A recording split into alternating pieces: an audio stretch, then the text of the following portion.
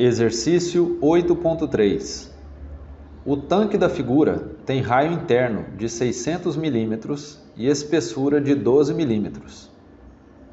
Está cheio até em cima com água cujo peso específico é 10 kN por metros cúbicos.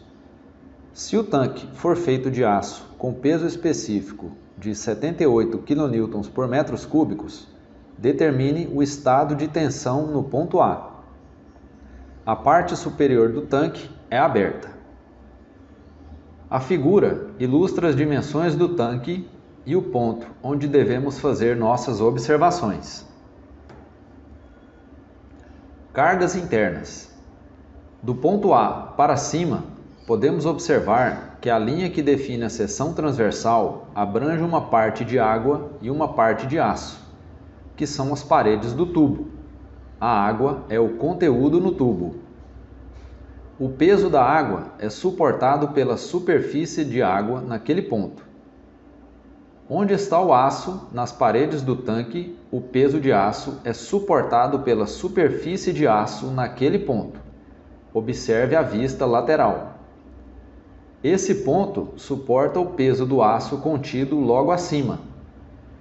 Esse ponto suporta o peso da água contida logo acima.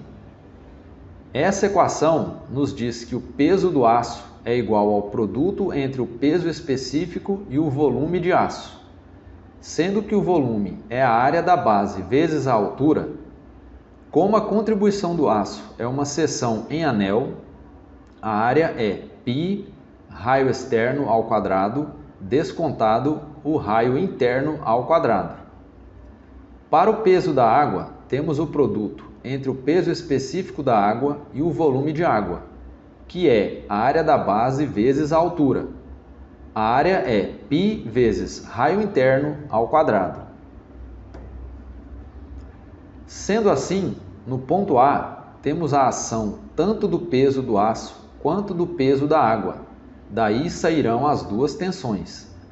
Então, calculamos os pesos do aço para a equação dada, substituindo os valores, onde as medidas dos raios e da altura serão trabalhados em metros. Encontramos um peso de 3,56 kN. E para a água, substituindo os valores e efetuando os cálculos, temos o peso de 11,31 kN. No ponto A, teremos a ação de duas componentes de tensão, uma produzida pelo peso do aço e outra produzida pelo peso da água. Com relação à água, entra em questão a lei de Pascal, que trata da pressão da água em dado nível. Para o aço, temos a tensão longitudinal.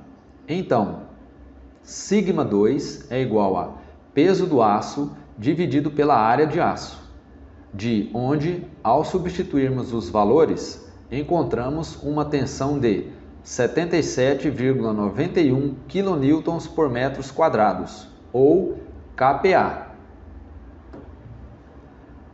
Para a água, temos a tensão circunferencial, σ1, que é igual a PR sobre T, como já conhecemos. Observação: a pressão manométrica é peso da água dividido pela área da água da seção transversal. O peso da água que conhecemos é o produto entre o peso específico e o volume de água. Volume é a área da base vezes a altura. Podemos simplificar as áreas, então teremos a seguinte expressão para a pressão manométrica: peso específico vezes a altura, que é a lei de Pascal.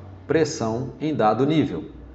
Assim, substituindo a lei de Pascal na equação para a tensão circunferencial e em seguida os valores, ao trabalharmos as unidades, teremos a pressão de 500 kN por metros quadrados, ou kPa. Repare na figura o elemento do ponto A colocado em destaque e as direções das tensões longitudinal, provocada pelo peso do aço, 77,91 kPa, e circunferencial, provocado pela água, 500 kPa. Podemos observar que utilizamos a equação σ1 igual a PR sobre T para o cálculo da tensão circunferencial, porém não utilizamos a equação σ2 igual a PR sobre 2T para o cálculo da tensão longitudinal. Ao invés disso, calculamos a pressão exercida pelo peso do aço no ponto A, ou seja, σ2 igual a peso do aço dividido pela área do aço.